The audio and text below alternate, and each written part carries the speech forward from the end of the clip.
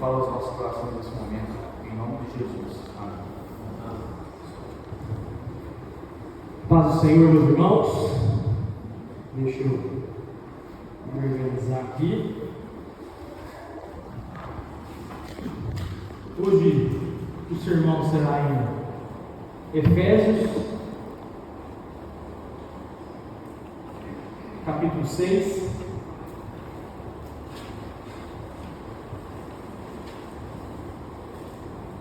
Deixa eu colocar meu celular gravando aqui. Esse é o primeiro sermão que eu preparo sem a ajuda do pastor. Então eu vou gravar. Caso der algum problema, todos os irmãos vão ficar sabendo. Meus irmãos, em primeiro lugar eu queria agradecer o conselho, mais uma vez, pela oportunidade de um leigo, estar pregando. Agradecer mais uma vez o pastor, a Jane, quem eu sempre agradeço quando eu estou aqui. Não é fácil para nós que somos pequenos demais, preparar um sermão. A gente fica a semana inteira aí em volta disso e acaba não fazendo mais nada. Então, louvado seja Deus por isso. Hoje nós vamos falar para você que, assim como eu, gosta do nome de um sermão, sobre batalha espiritual. Como eu já disse, nós vamos usar o texto de Efésios 6, Efésios 6, capítulo 6, dos versos 11 até o 18. E já de antemão, eu já peço perdão aos irmãos por causa da minha pequenez. Esse texto é um texto completamente profundo, é um texto muito pesado teologicamente falando, e eu fiquei a semana inteira diante dele, e mesmo assim não tem como uma pessoa leiga extrair alguma coisa assim significativamente muito boa. Então já desde antemão eu peço perdão aos irmãos. Eu vou começar com um contexto primeiro, antes da gente ler o texto, com o contexto geral da carta, para nós já ficarmos esquematizados aqui com o contexto. Paulo escreveu essa carta provavelmente no ano 61 depois de Cristo, mais ou menos nessa época. Paulo estava preso numa prisão romana quando ele escreveu, e o fato dele estar preso ou de sofrimento nessa situação não passa de longe a preocupação maior de Paulo nessa carta. No capítulo 3, verso 14, Paulo diz assim na versão NVI, que eu achei essa tradução melhor para esse versículo: portanto, peço a vocês que não desanimem por causa das minhas tribulações em seu favor, pois elas são glória para vocês.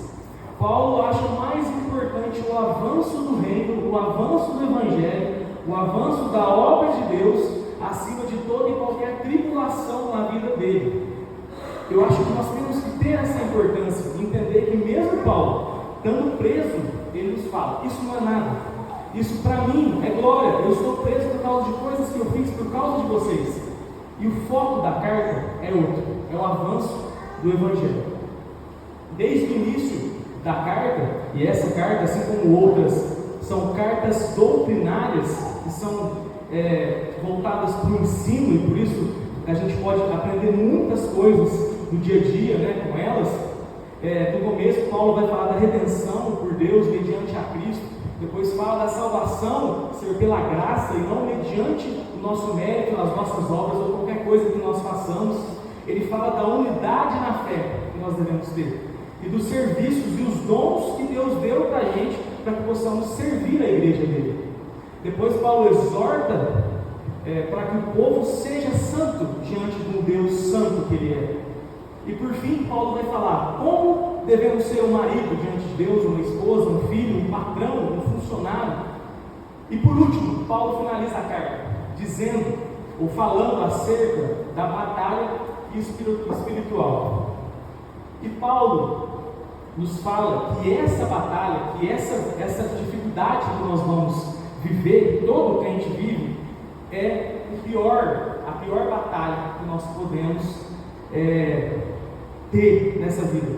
E essa batalha não é contra carne e sangue, assim como ele vai nos dizer, e sim contra principados, potestades, o diabo e seus anjos caídos, que servem a Satanás. Antes de lermos o texto também, como nós vamos falar da ideia da batalha espiritual, hoje nós temos muitas denominações que entendem a respeito disso e pregam a respeito disso, mas com entendimento a par das Escrituras. Então, seria interessante eu fazer uma breve contextualização de como essas igrejas que convivem conosco no dia a dia acreditam acerca desse movimento.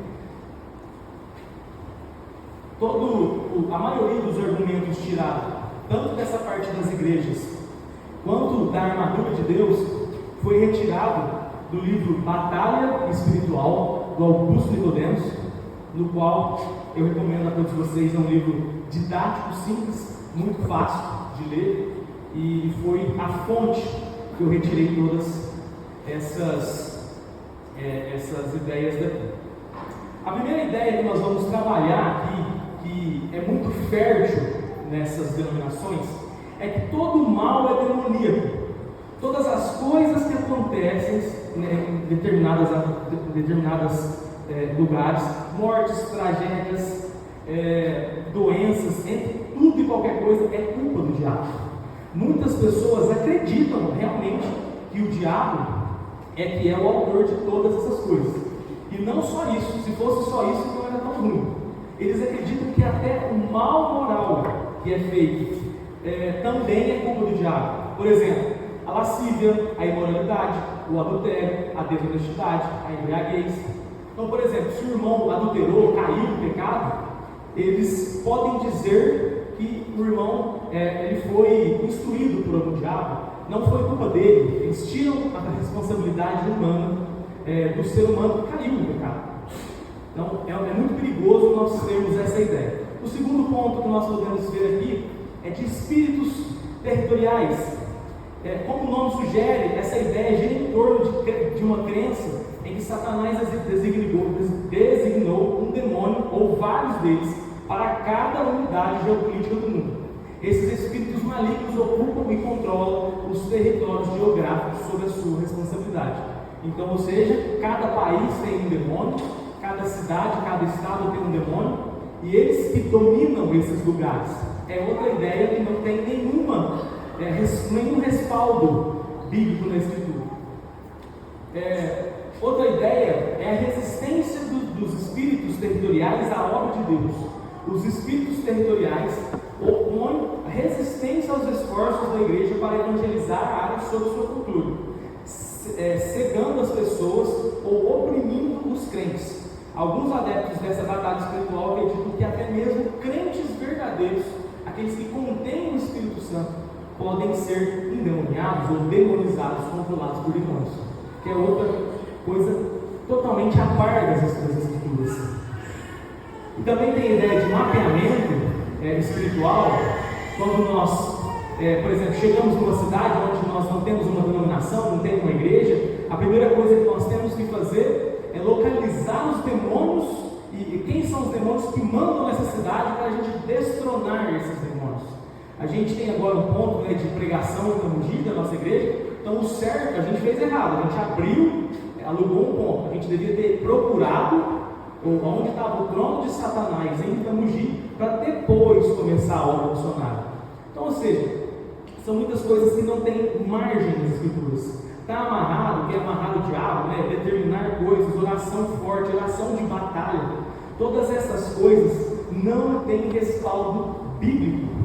Meus irmãos, eu não estou aqui para falar mal diretamente de pessoas, porém, doutrinariamente, nós temos que ser fiel às Escrituras e não a ideias criadas por seres humanos. Concluindo essa ideia das igrejas e desses pensamentos, muitas dessas ideias são erradas pelo fato de não ter nenhuma passagem bíblica que comprova isso.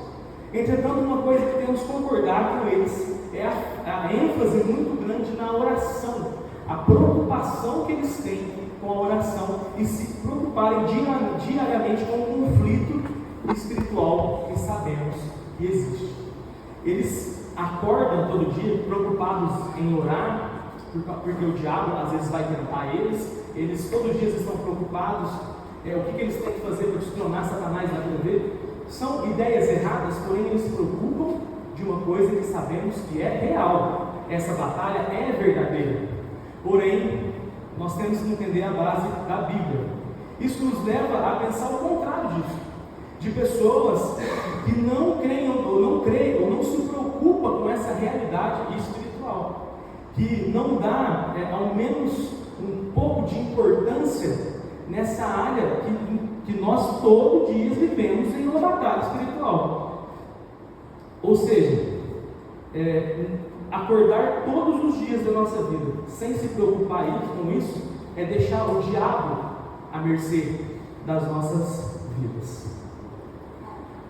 Entendendo agora mais ou menos como alguns movimentos entendem a respeito de batalha espiritual, nós vamos entender de acordo com o texto bíblico o que a Bíblia, por intermédio de Paulo, nos diz a respeito dessa batalha espiritual.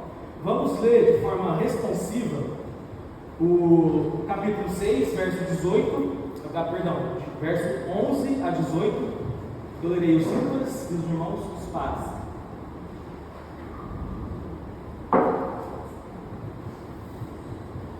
Revestidos de toda a armadura de Deus, para que podeis ficar firmes contra as ciladas do diabo.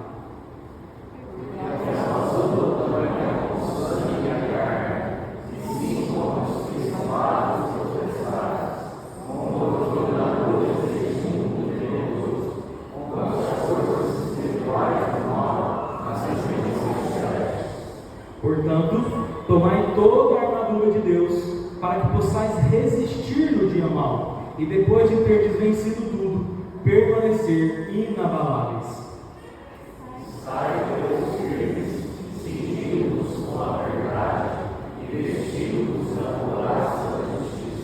Calçai os pés com a preparação do Evangelho da Paz.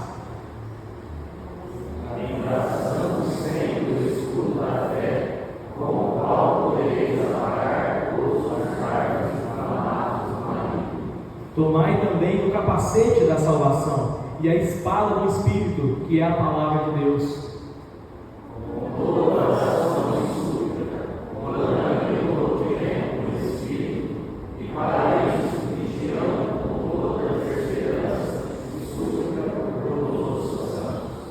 Amém. Vamos orar para que Deus possa, por meio do Teu Espírito Santo, abençoar o entendimento dessa passagem. Senhor nosso Deus e nosso Pai, coloco diante de Ti, Senhor, tão pequeno, tão fraco, Senhor, diante de um texto, diante de uma batalha tão grande, mas eu peço, Pai querido, que o Teu Santo Espírito possa ser derramado aqui hoje, Pai querido, não porque eu fiz o esboço, não porque eu estudei, mas sim porque a Tua palavra é viva e não depende, Senhor, de um ou de outro para ser dita, e sim porque a Tua palavra salta aos nossos olhos e muda, Senhor, transforma os nossos corações. Que o Senhor ache, Pai querido, corações que estão desejando, Pai querido, mudar, que estão desejando, Senhor, buscar a Ti e servir a Ti, Pai querido, em nome de Jesus. Amém. Pode deixar a sua Bíblia aberta, mas vamos fazer uma leitura, versículo por versículo, para a gente ter uma noção melhor do que Paulo está querendo nos dizer. No verso 11, começa assim: revestidos de toda a armadura de Deus, para que possais estar firmes contra as ciladas do diabo. Esse verbo revestir, usando aqui no termo revestir-vos, é o imperativo. Paulo não está sugerindo para o crente, para o cristão, que ele vista a armadura. Esse termo no grego, ele é a mesma ideia quando Cristo diz: arrependei-vos. É um mandamento, é uma ordem. Paulo está pressupondo que todos os crentes irão se revestir da armadura de Deus.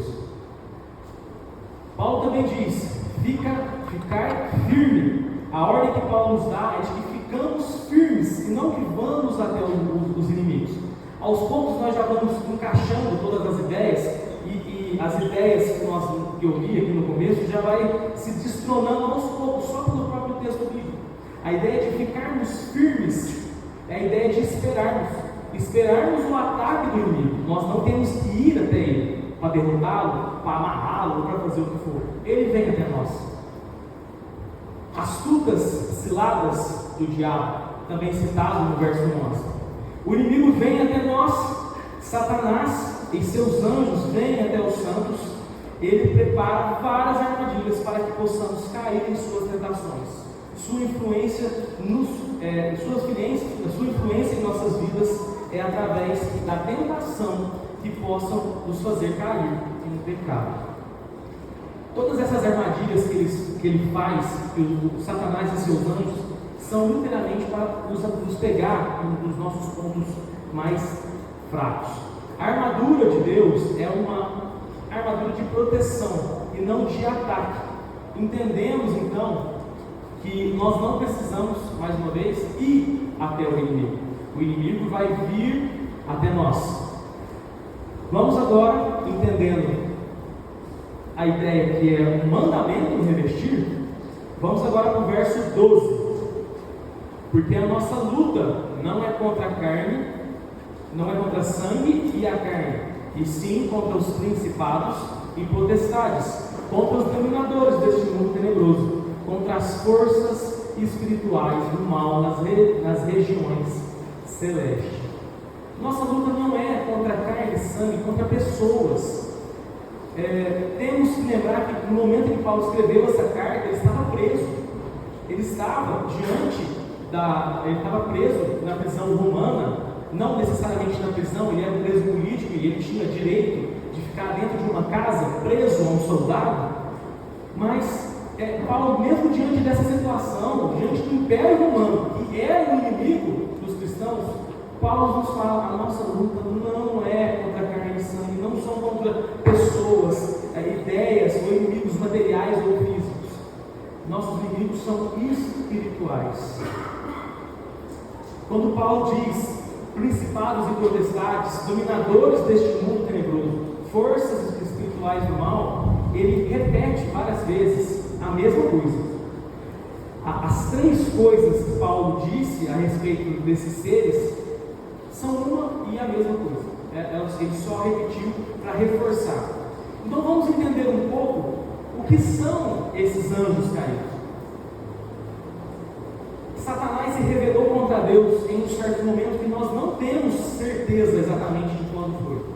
E quando tudo isso aconteceu, sabemos que ele quis ser igual a Deus e foi expulso do céu junto com a terça parte dos anjos.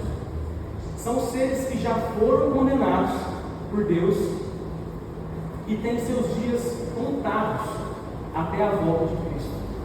Eles não têm como mudar a sua realidade diante de Deus, eles já estão condenados. Eles odeiam o povo de Deus, escolhido por Deus, porque na sua infinita misericórdia, Deus nos resgatou em seu plano de redenção, que tem início desde antes da fundação do mundo, e Ele nos deu perdão, porém Ele não deu a esses anjos caídos. Esses demônios não podem mudar o destino daqueles que são escolhidos por Deus. Porém, eles tentam causar o maior estrago na vida da igreja e do povo de Deus que eles puderem realizar. Sendo assim, esses anjos, eles usam a nossa natureza pecaminosa para nos influenciar ao pecado. Ele não pode nos tirar do Pai, entretanto, ele consegue nos afastar da santa comunhão que podemos ter com Ele, de andarmos junto com Ele. Como eu disse, foi tirado do livro de Augusto Nicodemos, alguns desses argumentos. Em um certo sermão, Augusto Nicodemos usou uma ilustração que define bem o que são esses anjos hoje em dia. Na guerra entre Estados Unidos e o Iraque, eles estavam numa guerra no Kuwait. Os Estados Unidos fez um ataque perfeito, em que acertou a espinha dorsal do Iraque, quebrando a espinha dorsal. Eles perderam todo e qualquer poder de força. Eles literalmente naquele momento eles perderam uma guerra. Porém, eles saíram daquele terreno onde eles estavam e foram correndo, tentando salvar suas próprias vidas. Porém, em todo lugar em que eles colocavam a planta dos pés, eles tentavam destruir, colocando fogo em postos de gasolina, destruindo casas, matando o máximo de pessoas possível, porque eles já tinham perdido a guerra. O que eles queriam fazer é fazer o maior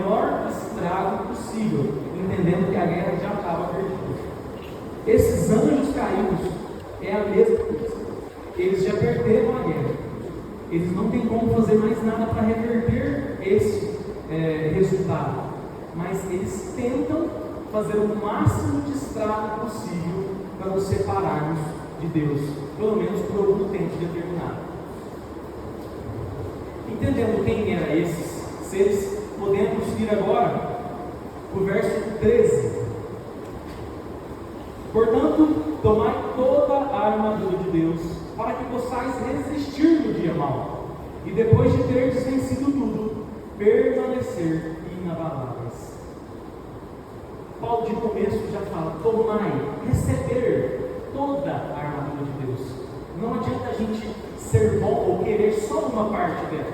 Toda a armadura de Deus é importante para nos proteger. E aqui nesse verso, Paulo diz para a gente resistir o dia mau. E o que é esse dia mau? O dia mau é o tempo em que vivemos agora, desde a ressurreição de Cristo Jesus, até o dia que Ele voltar.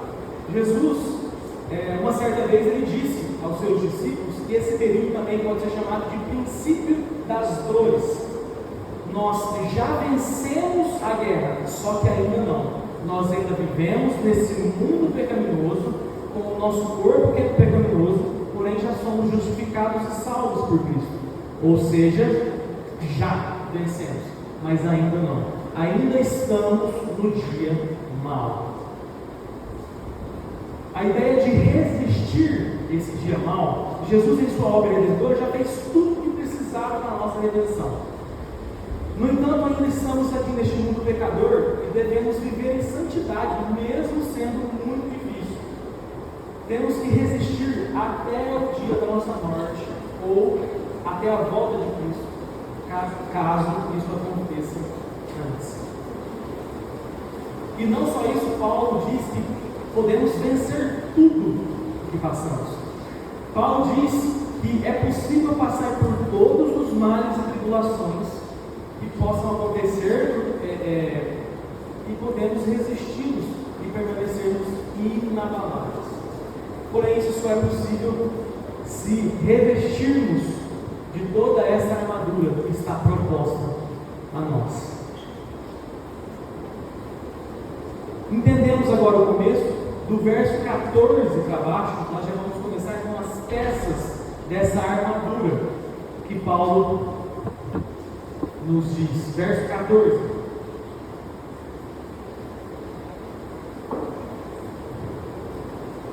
estai, pois, firmes, cingindo-vos com a verdade e vestindo-vos da couraça da justiça.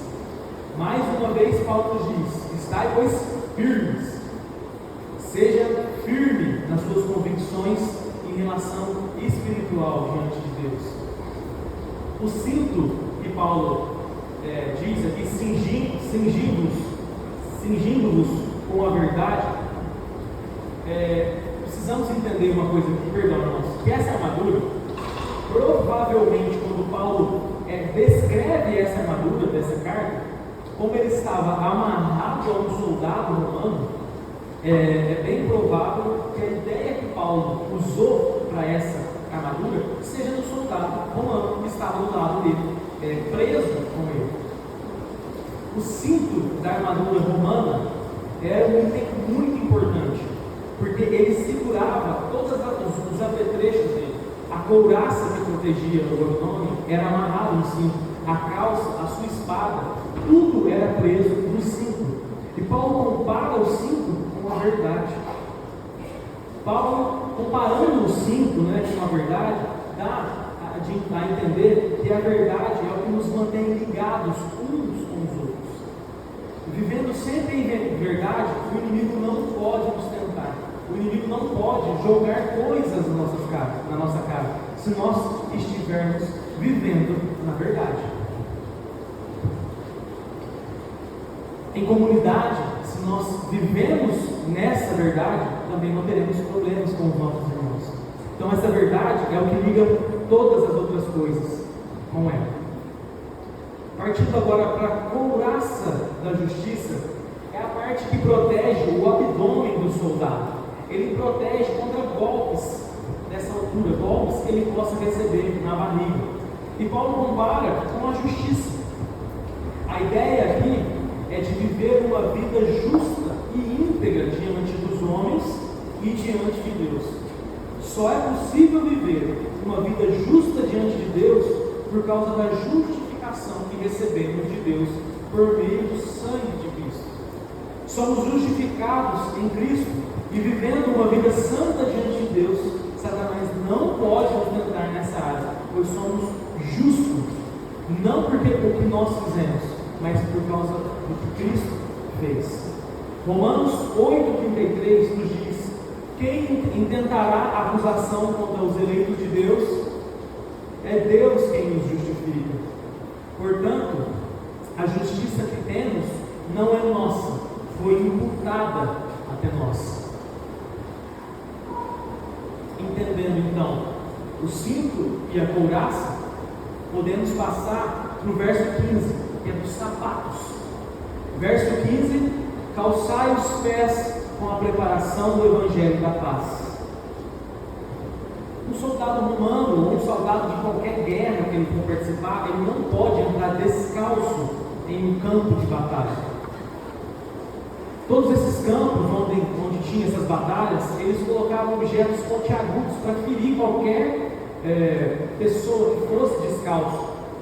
Então, era completamente importante para que ele pudesse andar, que ele pudesse caminhar por todo esse campo de batalha. Descalço, não tinha como ele fazer isso. A comparação com o Evangelho da paz e esse sapato, ela é ligada pelo seguinte: o Evangelho é que nos reconciliou com o Pai. Por meio dele hoje podemos ter paz para com Deus. Sem esta paz, nós ficamos encurralados sem ter o que fazer, assim como um soldado descalço em um campo de batalha.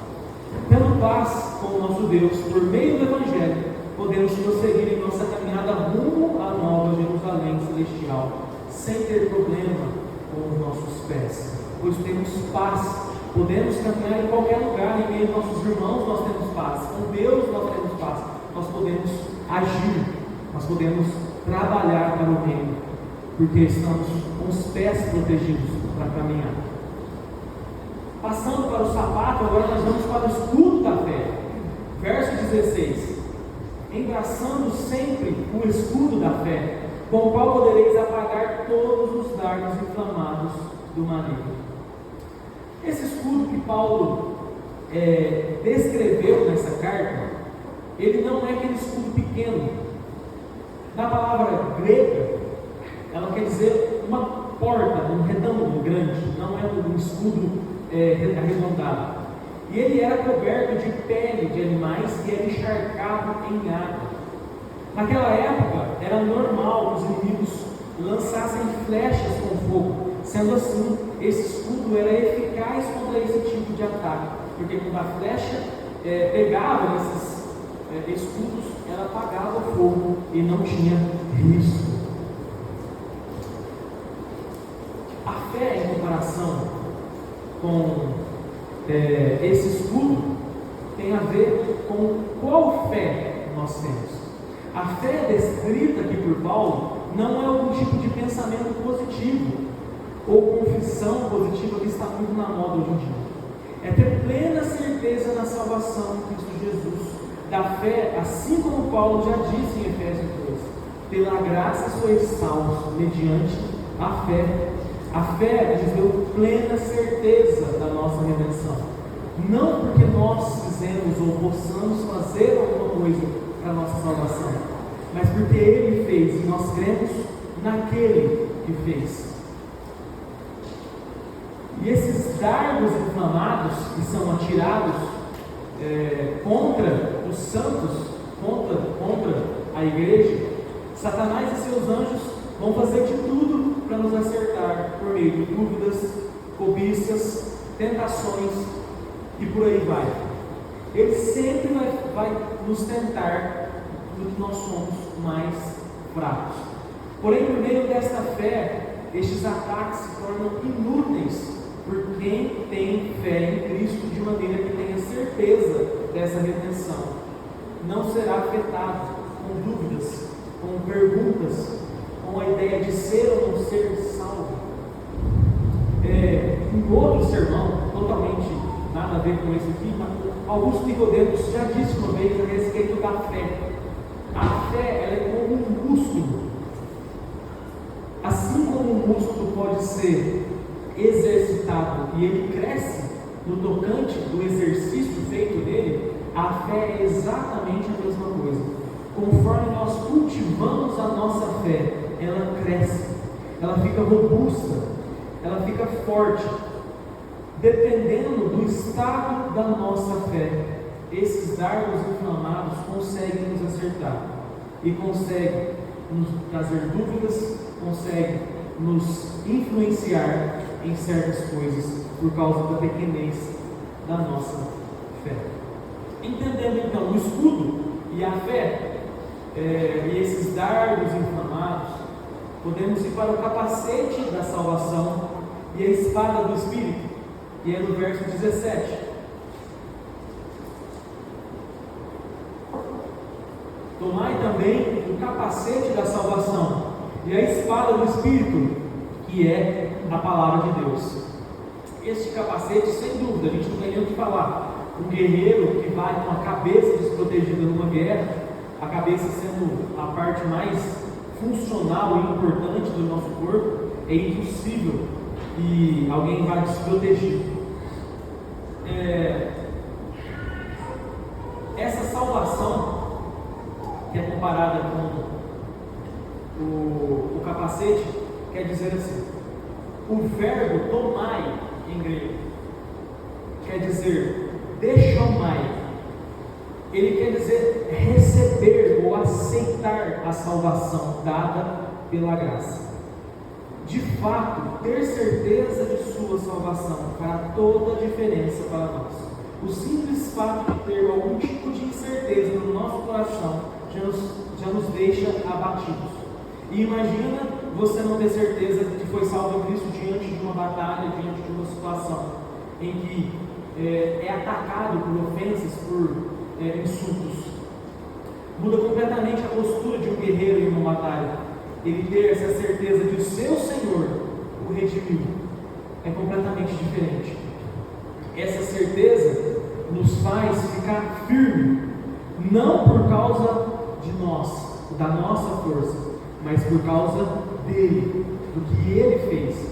Independente do resultado das nossas batalhas, se nós cairmos, se nós sofrermos, se nós morrermos, nós já estamos nele e podemos ter paz nessa salvação que foi dada. Nós não compramos, nós não conquistamos e nós nunca vamos conseguir pagar alguma coisa em troca dela.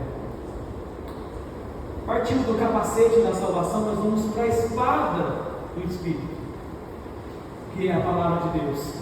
Essa espada é o termo usado por Paulo aqui. Vou falar de grego mais uma vez sem entender nada, mas entendo. Augusto Nicodemos estava ajudando. O termo que Paulo usa é machaira. Tem dois termos para espada na Bíblia: aquela espada grande, que é uma espada para você atacar no combate. Essa machaira é uma espada, é tipo uma adaga, ou uma espada pequena arredondada. É uma espada de defesa, é uma espada de luta corpo a corpo. Não é uma espada para nós atacarmos, e sim nos defender do perigo que vem até nós. Essa ideia de recebermos essa palavra de Deus, essa espada de Deus, é para nos defendermos dos ataques que ele vem nos fazer. E que Satanás e os seus anjos vêm até nós. E essa palavra de Deus, como espada, recebemos essa espada que o Espírito nos dá. Por meio dessa espada nós podemos cortar todas as ofensas que os demônios nos fazem. Quem lembra do Senhor Jesus quando foi tentado no deserto? Satanás, quando usa os seus argumentos de astúcia, ele nos tenta com coisas boas. E essa espada, que é a palavra de Deus, ela é usada por meio nessas tentações para cortar elas. Assim como Jesus foi tentado, Jesus disse, está escrito, nós devemos também, diante de tentações, dizer, está escrito que eu não devo adulterar a minha esposa, está escrito que eu não devo passar os outros para trás, está escrito que eu tenho que dar valor na minha vida espiritual. É dessa forma que nós combatemos esses insultos que chegam diante de nós.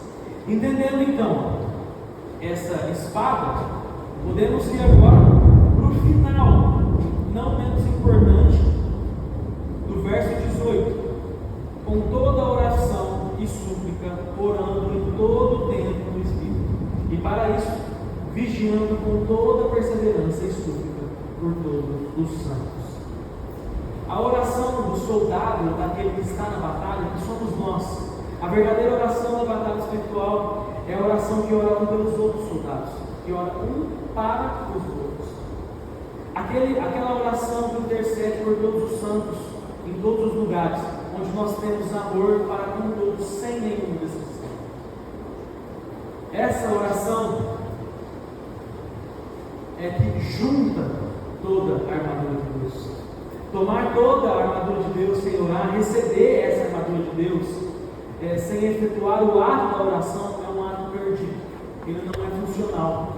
A oração é a parte mais importante de toda a batalha. É quando nós colocamos diante do nosso rei para interceder pelos outros. E essa é a ideia dessa batalha: orar um pelos outros. Quantas vezes nós nos pegamos orando somente para nós mesmos, para os nossos problemas, as nossas coisas, e esquecemos de orar pelos nossos irmãos. Ter uma vida de oração é o que une todas as peças da armadura e nos deixará seguros nas mãos do Pai. Entendendo, mas basicamente o que é essa armadura que foi nos dada, que é um mandamento para nós investirmos dela. Vamos fazer agora algumas aplicações acerca desse tema, acerca dessa ideia, dessa armadura. De início, temos que falar de 3 coisas.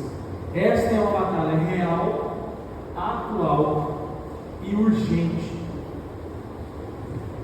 Arcis Pru, o pai, que morreu recentemente em 2017, um teólogo dos Estados Unidos, em uma aula, de certa vez, fez uma pergunta para os seus alunos: quantos aqui de vocês acreditam que o inimigo é um ser invisível, espiritual, assim como Deus, e tem poderes extraordinários, parecidos com os de Deus, e ele pode afetar a sua vida direta e indiretamente? Ele disse nessa ilustração que 90% dos alunos responderam que não acreditaram. E ele, perguntando novamente: mas como assim vocês não acreditam nisso? Tudo, um aluno respondeu: provavelmente nós não damos essa importância porque nós damos muito mais ouvido para a cultura, no qual hoje coloca bruxas, duendes, mágicos, demônios, em tudo isso em uma caixinha só, a caixa da imaginação, das histórias em quadrinhos. Nós vemos esses filmes que nós assistimos por causa da cultura e acreditamos que às vezes os demônios é a mesma coisa, não são coisas reais. Entendendo que Deus é grande, todo-poderoso, porque nós devemos nos preocupar com esses inimigos que são fracos perante Deus. Eles são fracos perante aquele que os venceu, mas eles são muito mais fortes que nós. Essa cultura presente que hoje estamos vivenciando é algo jamais visto na história. Cristãos que veem o mundo de acordo com os filmes de Hollywood. Nós assistimos os filmes dos Vingadores e imaginamos que a luta com esses espíritos é da mesma forma. Paulo nos diz que essa luta é verdadeira, que é a luta mais difícil que nós teremos aqui na nossa caminhada cristã. Temos que levar a sério esse perigo, pois eles nos estreitam todos os dias, desde o momento em que acordamos até a noite, no momento em que nós dormimos. Eles estão à espera de um deslize para nos acusar e nos condenar. Se não estivermos preparados para esse conflito, certamente nós cairemos e seremos uma presa fácil. Já que ela é uma batalha real, também devemos entender que ela é uma batalha atual. Pelo fato de não levarmos essa batalha a sério, nós temos a consciência que ela está acontecendo hoje. Não damos essa importância. Que ela hoje, neste momento, ela está acontecendo. Ela é atual e eu posso provar, assim como todos os teólogos. Vamos pensar no dia de hoje, o dia de domingo. Todos nós que estamos aqui sabemos que o domingo é um dia separado para Deus. É o dia de culto, é um mandamento. Porém, você já percebeu como é que dia de domingo acontece tantas coisas legais, tantas coisas que nos fazem querer ficar em casa? Nossa, mas esse parente que estava aqui fazia não sei quantos anos que eu não via ele, como é que eu vou para o culto hoje? Como é que eu deixo ele aqui? Rapaz, mas hoje é aniversário da minha esposa, aniversário de alguém, como é que eu vou na igreja hoje? Várias coisas acontecem e a gente não entende, são coisas boas. Qual que é o problema de não ir na igreja hoje? Este é o problema, você não entender que existe uma batalha. O simples fato de você não entender que ele está vencendo, se você não dá essa importância, você já perdeu. Você já entregou a vitória na mão dele, daquele que só queria te afastar de Deus. Quando você não entende que existe uma batalha em sua volta, não percebe o inimigo agindo, ele vai usar as coisas que você mais ama para te conquistar, onde você tem a sua maior fraqueza. Não só uma batalha verdadeira, real e também atual, mas ela é urgente.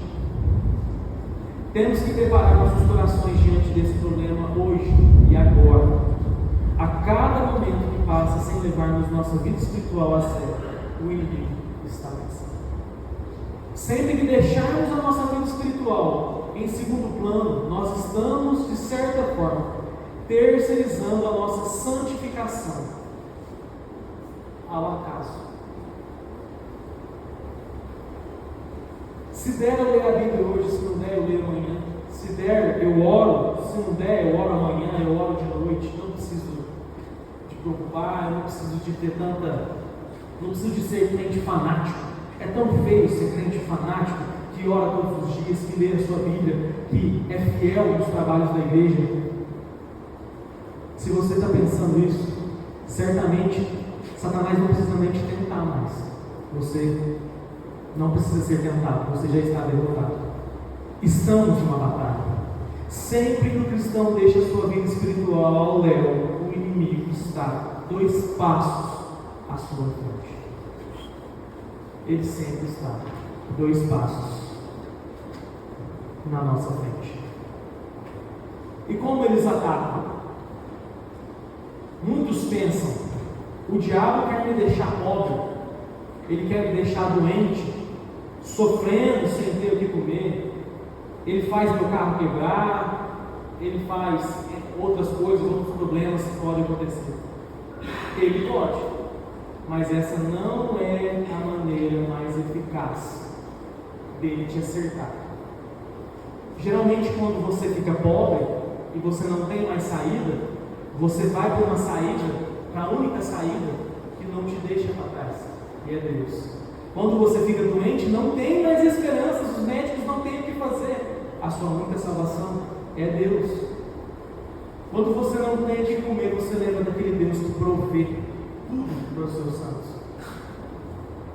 Seu carro quebra, qualquer coisa que acontece, isso pode acontecer com qualquer um. Ele tem poder para fazer isso, mas isso não é eficaz no seu e no meu coração. Como verdadeiramente ele faz para dominar os nossos corações? Por exemplo, riquezas não dignas. Apareceu um esquema onde eu vou ganhar um dinheiro melhor, não é uma coisa 100%, mas isso aqui é bênção de Deus. Imagina, como que isso aqui é coisa do diabo? o dinheiro que está vindo a mais aqui para agregar, para guardar, fazer um pé de meia. Não é um negócio muito honesto, mas é dinheiro, dinheiro é bom. A Bíblia fala que dinheiro é bom, não tem problema. Essa é uma forma mais fácil. Saúde. Muitos entendem que saúde é bênção de Deus, e é. Saúde é dada por causa do amor de Deus por nós, por causa da sua misericórdia. Porém, uma pessoa muito saudável, uma pessoa viril, perfeita na sua saúde, pode usar toda essa saúde longe de Deus, pode usar toda essa virilidade fazendo todas as coisas distante do caminho de Deus, porque é gostoso. Eu sou saudável, eu não preciso de nada. Eu tenho a saúde, que é a coisa mais cara que existe neste mundo. É mais fácil Ele te dar saúde e você se afastar. Uma promoção de emprego que aparece, às vezes alguém é casado, recebe uma promoção, para mudar de cidade, é uma promoção perfeita, eu vou ganhar muito mais, eu vou colocar meus filhos numa boa escola, eu vou sair dessa igreja, eu congrego aqui, eu sou crente, desde quando nasci ou me converti, não tem problema, é uma promoção, louvado seja Deus.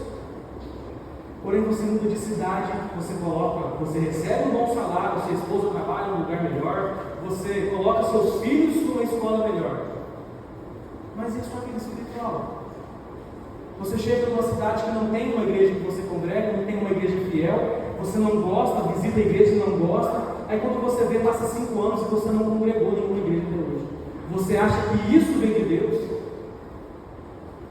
Meus irmãos, eu estou falando, essas coisas, não é porque eu estou falando que essas coisas podem ser usadas por Satanás, que elas não são boas. Louvado seja Deus, porque Ele nos dá saúde, Ele nos ajuda com dinheiro, Ele nos dá promoção de emprego, entre outras coisas. Porém, se nós não nos atentarmos e entendermos que é muito mais fácil para Satanás fazermos desviar da fé por meio dessas coisas e abrir os olhos, colocar diante de Deus em oração, entendendo que todos os lugares em que nós estivermos, o inimigo vai querer nos derrubar, ele vai querer nos dragar, nos separar do amor de Deus. Nós não podemos tomar esse tipo de decisão. É melhor ficarmos com um pouco com Deus, é muito melhor. Ele vai agir onde você é mais fraco. Por exemplo, um homem ou uma mulher que tem problema em ser lascivo, de desejar alguém, uma mulher ou um homem, é muito mais fácil ele colocar um homem ou uma mulher do jeitinho que você mais gosta na sua frente para você desejar. É muito mais fácil. Para alguém que tem problema com um adultério, alguma coisa do tipo, que está lutando contra esse pecado, ele é capaz de colocar um homem ou uma mulher que está sofrendo no casamento e precisa de um amigo para conversar, ou precisa de uma amiga e estar junto, porque ela está sofrendo, ela não sabe o que fazer, e você também está sofrendo no seu casamento. Aí você acha que vai ser usado por Deus para reconciliar alguém. Essas são as artimanhas que ele usa para nos fazer desviar. Algo ganancioso é a mesma coisa, dá uma oportunidade de crescer muito rápido. Isso eu não preciso nem falar, é muito fácil. Ele vai usar todo o seu poder para nos fazer nos afastar de Deus. Tiago, no capítulo 1, verso 13 e 15, nos diz assim: ninguém ao ser tentado diga, sou tentado por Deus, porque Deus não pode ser tentado pelo mal, e Ele mesmo a ninguém tenta. Ao contrário, cada um é tentado pela sua própria cobiça. Quando esta atrai, a seduz. Então, a cobiça, depois de haver concebido, dá à luz o pecado. E o pecado, uma vez consumado, gera morte. Sempre vamos ser tentados nos que somos mais fracos. Ele vai usar as nossas tentações, a nossa fragilidade, aqueles pontos em que nós conseguimos escapar, é lá que Ele vai usar. Essas são as artimanhas de Satanás. Vestir a armadura de Deus é abrir mão de servir a nossa própria carne. Sempre que o inimigo vir nos atacar, ele vai usar a nossa natureza caída para nos derrubar. Vestir essa armadura é entender que antes de usarmos essa armadura de Deus, que nós podemos usar hoje, nós usarmos outra armadura, mas uma armadura para guerrear contra Deus. Tudo que nós fizemos em nossas vidas antes de nos convertermos era ofender a Deus. E hoje nós podemos usar uma armadura para nos defender daqueles que lutam contra o reino de Deus. De certa maneira, eu preciso de falar para aquelas pessoas que estão aqui, às vezes não estão entendendo. Esse texto, Paulo está falando diretamente para crentes, falando para pessoas que já aceitaram a Cristo.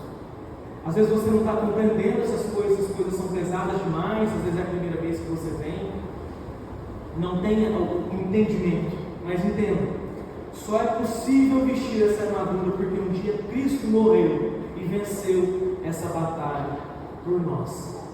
Para vestir toda a armadura e resistir a esse dia mau, primeiro você tem que se arrepender de todos os seus pecados. Você que não está entendendo o que é essa armadura de Deus, você que está vendo que às vezes não se converteu e está entendendo por que eu vou me converter para ter uma luta todos os dias da minha vida. É melhor ter essa luta do que ter uma vida feliz e acabar de uma forma pior. Faça isso hoje. Chega em arrependimento diante do Criador, do nosso Salvador, para que você possa também, depois de arrepender, se revestir dessa armadura de Deus. Concluindo, meus irmãos, Leonard Ravenhill tem uma frase que fala acerca da luta contra esses espíritos. Só há um poder que pode resistir ao ataque violento do inimigo que está acontecendo em todo o mundo. É a Igreja de Cristo unida e ungida com o Espírito Santo. Só em unidade, na fé e no Espírito, podemos juntos vencer essa batalha.